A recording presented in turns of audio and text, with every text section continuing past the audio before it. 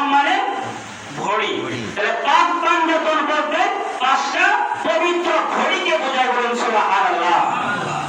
এখন যারা বাতিল ফেরকা তারা আমাদের এখানে একটা ভুল ধরে যে পাক পাঞ্জাতন পাঁচটা পবিত্র ঘড়ি, তাহলে পাঁচটা পবিত্র ঘড়ি কি অপবিত্র হয় না? এই কথাটা বলে কি বলে না? আমার কাছে অনেকেই বলছে এরকম, আপনাদের কাছে বলে মনে হয় যে পাক পাঞ্জাতন পাঁচটা পবিত্র ঘড়ি তারা কি অপবিত্র ছিল না, অপবিত্র হয় নাই? এই বিষয়ে আপনি আমার আগে 1450 বছর আগে মহান আল্লাহ পাক রব্বুল আলামিন কুরআনুল কারীমের মধ্যে সেই জবাব দিয়েছে, বলুন সুবহানাল্লাহ। সূরা আহজাব 33 নম্বর আয়াত। কত নম্বর আয়াত? 33 নম্বর আয়াতের মধ্যে আহলে বায়াত সম্পর্কে, পাক পাঞ্জাতন সম্পর্কে স্বয়ং আমার আল্লাহ কথা বলেছে, বলুন সুবহানাল্লাহ। আমার আল্লাহ বলেন, বিসমিল্লাহির রহমানির রহিম, ইন্নামা ইউরিদুল্লাহু লিইয়ুযহিবা আনকুমুর রিজসা আহলাল বাইতি ওয়া ইউতাহহিরুকুম তাতহীরা। সকলে বলুন সুবহানাল্লাহ। আহলে বায়াত সম্পর্কে স্বয়ং আল্লাহ পাক কথা বলেছে, বলুন সুবহানাল্লাহ। কি বলেছেন? ইন্নামা ইউরিদুল্লাহু লিইয়ুযহিবা আনকুমুর রিজসা আহলাল বাইতি ওয়া ইউতাহহিরুকুম তাতহীরা। হে নবীর আহলে বায়াতগণ, কি বলেছেন? হে নবীর আহলে বায়াতগণ। আহলে বায়াত কারা? যারা নবীজির পরিবার বর্গ, ইমাম হাসান, ইমাম হুসাইন, হযরতে আলী, মা ফাতেমা, তারা নবীজির পরিবার বর্গ কিনা? জোরে বলেন, পরিবার বর্গ কিনা? তাহলে আল্লাহ নিজেই বলতেছেন, হে আহলে বায়াতগণ, আল্লাহ চান যে তোমাদেরকে অপবিত্রতা থেকে, অপবিত্রতা দূর করে তোমাদেরকে পরিপূর্ণভাবে পবিত্রতা দান করতে, বলুন সুবহানাল্লাহ। ওয়াতাহহিরুকুম তাতহীরা। ফেলে মুবারক সিগা যারা গ্রামার বোঝেন, ওয়াতাহহিরুকুম ফেলে মুবারক সিগা আল্লাহ পাক রব্বুল আলামিন আহলে বায়াতদের থেকে অপবিত্রতা চিরস্থায়ীভাবে দূর করে পবিত্রতা দান করতে চান, বলুন সুবহানাল্লাহ। তাহলে আল্লাহ যে আহলে বায়াতকে পবিত্রতা দান করতে চান, তারা কি অপবিত্র হতে পারে? না। জোরে বলেন, অপবিত্র হতে পারে? কোনদিন অপবিত্র হতে পারে না। কারণ স্বয়ং আল্লাহ তাদেরকে পবিত্রতা দান করার জন্য সবসময় চেষ্টায় আছে। আল্লাহ নিজেই তাদেরকে পবিত্রতা দান করেছেন। তাহলে আল্লাহ তাদেরকে পবিত্রতা দান করেন, আমরা তাদেরকে পাঁচটা পবিত্র ঘড়ি, পাক পাঞ্জাতন বলতে পারি কি পারি না? জোরে বলেন, পারি কি পারি না? আমরা পারি। তাহলে পাক পাঞ্জাতন কে মহব্বত করা, পাক পাঞ্জাতনকে ভালোবাসা, এটা ঈমানের অঙ্গ, ঈমানের অংশ। যারা আহলে বায়াতকে মানে না, পাক পাঞ্জাতনকে মানে না, নিঃসন্দেহে এরা ইয়াজিদপন্থী, নিঃসন্দেহে এরা 72 দলের একদল, নিঃসন্দেহে জাহান্নামী। কারণ পাক পাঞ্জাতন অমান্য করতে গিয়ে স্বয়ং আমার নবীকে অমান্য করে কিনা? আচ্ছা, পাক পাঞ্জাতনের পাঁচটা পবিত্র ঘড়ি বললাম।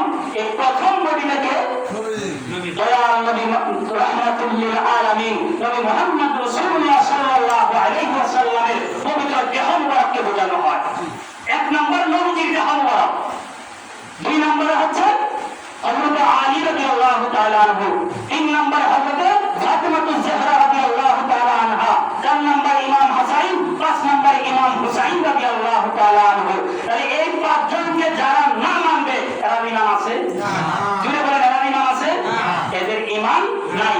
আমিলাতুন নাসিবাতুন তাসলা নারুন হামিয়া। বন্দেগী করতে পারে, কঠোর পরিশ্রমের বন্দেগী, বন্দেগী করতে করতে কপালে কারাগার ধরাইতে পারে, কিন্তু এই বন্দেগী আল্লাহর দরবারে, রাসূলের দরবারে চুল পরিমাণ কোনো মূল্য নাই। কিন্তু রাসূল করি সালাতুন ইয়া রাসূলুল্লাহ আলাইকুম সালামুন ইয়া হাবিবাল্লাহ। আসুন আলোচনা খুব সংক্ষিপ্ত করে নিয়ে আসছি। সূরা আহজাবের 33 নম্বর আয়াত। এবার আসেন সূরা শূরা 23 নম্বর আয়াত। দেখেন, আহলে বায়াত তারা খুঁজে পায় না, নবীজির পরিবার বর্গ তারা কোরআনে খুঁজে পায় না। অথচ আমি দেখলাম কোরআনের অসংখ্য অগণিত আয়াত এবং বুখারী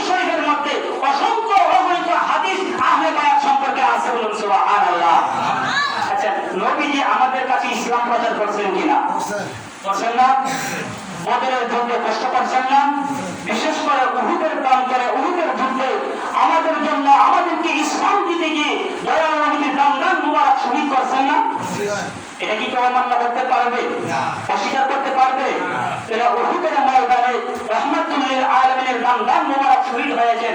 আমাদের কাছে কোনো কিছু বিনিময় চাইছে না। জোরে বলেন, বিনিময় চাইছে না? বিনিময় চান নাই।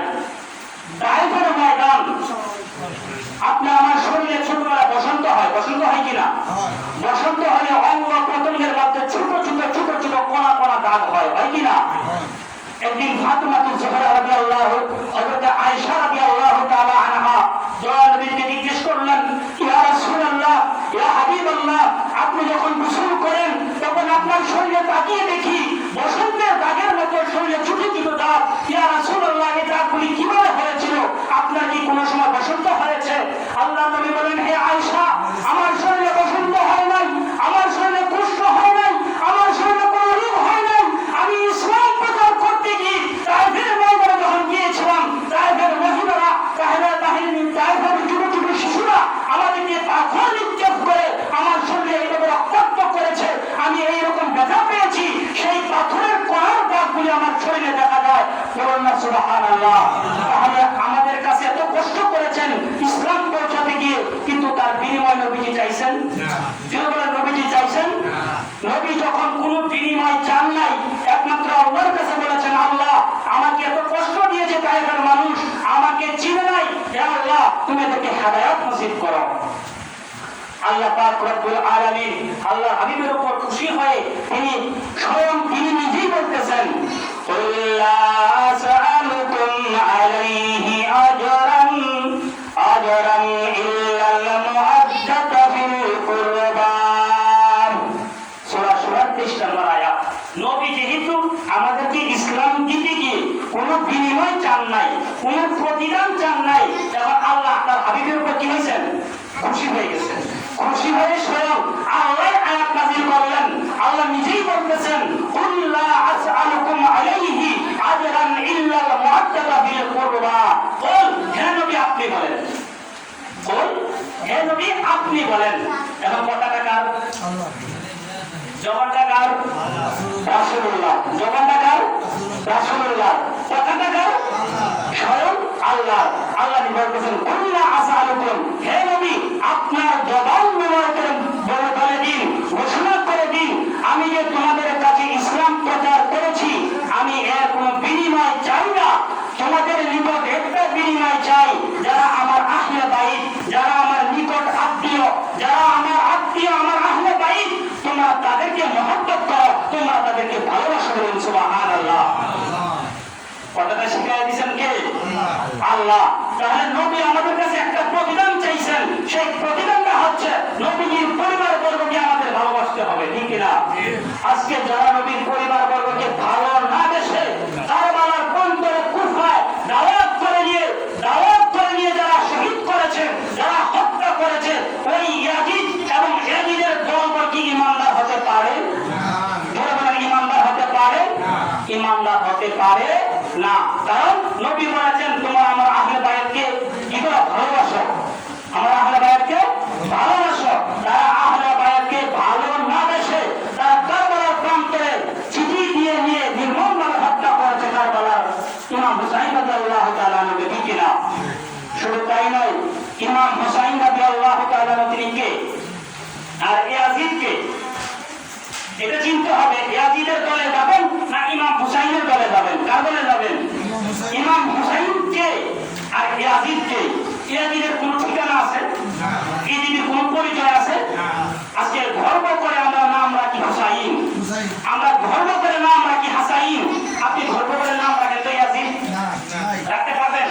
পারবেন না। তাহলে ইমাম হুসাইন এমন ব্যক্তি যিনি নানা হচ্ছেন দুই জাহান কা বাদশা, যিনি নানা হচ্ছেন দুই জাহান কা বাদশা, ইমামুল মুরসালিন, খাতামুন নবিয়্যিন, ওই মুহাম্মদ রাসূলুল্লাহ সাল্লাল্লাহু আলাইহি ওয়াসাল্লাম, যিনি পিতা হচ্ছেন আসাদুল্লাহিল গালিব, যাকে বলা হয় আল্লাহর সিংহ, যাকে বলা হয় স্বয়ং আল্লাহর সিংহ, আল্লাহর তরবারি, আসাদুল্লাহ আল্লাহর সিংহ।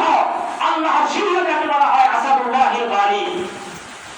এবার আসেন ওনার মাকে, ইমাম হাসান হুসাইনের আমাকে জান্নাতি মহিলাদের সরকারিনী, জান্নাতি মহিলাদের সরকারিনী, আর ইমাম হাসান হুসাইনকে জান্নাতের যুবকদের সর্দার, জান্নাতি যুবকদের সর্দার এবং ইমাম। তাই আপনারা যদি সরকারকে ভালোবাসেন, সরকার তো আপনাকে চলে দিবে, ঠিক কিনা? হাউসে আসরের ময়দানে হাউসে কাউসার কি দোয়া নবীজি হাত মোবারকে দান করবেন না? দোয়া নবীজি ইমাম হাসান ইমাম হুসাইন রাদিয়াল্লাহু তাআলা আনহুকে সেই হাউসে কাউসার দান করবেন। হে হাসান, হে হুসাইন, তোমাদের হাতে আমার উম্মতদেরকে তুমি হাউসে কাউসার পানি পান করাও, বলেন সুবহানাল্লাহ। আমরা যদি ইমাম হাসানকে মহব্বত করি, ইমাম হুসাইনকে ভালোবাসি, তাহলে ওনাদের জান্নাত তলে থাকতে পারবো। এবার আসেন বুখারী শরীফের মধ্যে, বুখারী শরীফ 6ষ্ঠ খণ্ডের মধ্যে একটা হাদিস, আল্লাহর নবী বলেন, যেই ব্যক্তি হযরত ফাতেমাকে কষ্ট দিল, সে যেন স্বয়ং আমি রাসূলকে কষ্ট দিল। সুবহানাল্লাহ বলেন না কেন? যেই ব্যক্তি ফাতেমাকে কষ্ট দিল, সে যেন স্বয়ং আমি রাসূলকে কষ্ট দিল। এখন ইমাম হুসাইন রাদিয়াল্লাহু তাআলা আনহু মানাকিবে ওমর এবং শামে কারবালা এবং কারবালার প্রান্তরে অসংখ্য অগণিত কিতাবের মধ্যে একটা ঘটনা আছে যে ইমাম হুসাইন রাদিয়াল্লাহু তাআলা আনহু যেদিন শহীদ হবেন, সেই দিনের আগের দিন রাত্রে হযরত ফাতেমাতুজ জোহরা রাদিয়াল্লাহু তাআলা আনহু সেই জায়গায় গেলেন, ওনার কাপড়ের আঁচল দিয়ে সেই জায়গাগুলি পরিষ্কার করলেন, বলুন সুবহানাল্লাহ। একজন আল্লাহর ওলি স্বপ্নে দেখলেন, আল্লাহর ওলি বললেন যে হে হযরত ফাতেমাতুজ জোহরা রাদিয়াল্লাহু তাআলা আনহা, আপনি এইভাবে জায়গাটাকে ঝাড়ু দিচ্ছেন কেন? তখন তিনি বলতেছেন, আগামীকালকে আমার কলিজার টুকরা, আমার কলিজার মালিক ইমাম হুসাইন রাদিয়াল্লাহু তাআলা আনহুকে এই জায়গায় শোয়াবে, এই জায়গায় গলায় ছুরি ছড়াবে, এই জায়গায় শহীদ করবে। এই জন্য আমি মাথার আঁচল দিয়ে, আমি কাপড়ের আঁচল দিয়ে জায়গাটা পরিষ্কার করে দিলাম। তাহলে আমি বলতে চাই, মা ফাতেমা কষ্ট পাইছেন কিনা? পাইছেন কিনা? কষ্ট পাইছেন। মা ফাতেমাকে কষ্ট দিলে আল্লাহ রাসূলকে কষ্ট দেওয়া হয়। তাহলে যারা আল্লাহ রাসূলকে কষ্ট দিয়েছেন তারা হচ্ছে ইয়াজিদ, ঠিক কিনা? তা আল্লাহ পাক রব্বুল আলামিন আমাদের সকলকে ইমাম হাসানের পক্ষে, ইমাম হুসাইনের মতে জামানার মুজাদ্দিদ রিজভি মাওলা কিবলা ও কাবা, তিনি কারবালায় যেভাবে সত্য প্রকাশের জন্য রক্ত দিয়েছেন, জামানার মুজাদ্দিদ বাংলার জমিনে রক্ত দিয়েছেন, ঠিক কিনা? জামানার মুজাদ্দিদ রক্ত দিয়ে আমাদেরকে সুন্নিয়ত দিয়ে গেছেন, নবীর সুন্নতগুলি দিয়ে গেছেন। তাহলে আমরাও রক্ত দিয়ে, নিজের জীবনকে বিসর্জন দিয়ে জামানার মুজাদ্দিদ রিজভি মাওলা কিবলা ও কাবা যে সুন্নতগুলি আমাদেরকে দিয়েছেন, সেইগুলির উপর অটল থাকতো, সেইগুলি মানবে ইনশাআল্লাহ। রাজি আছি কিনা?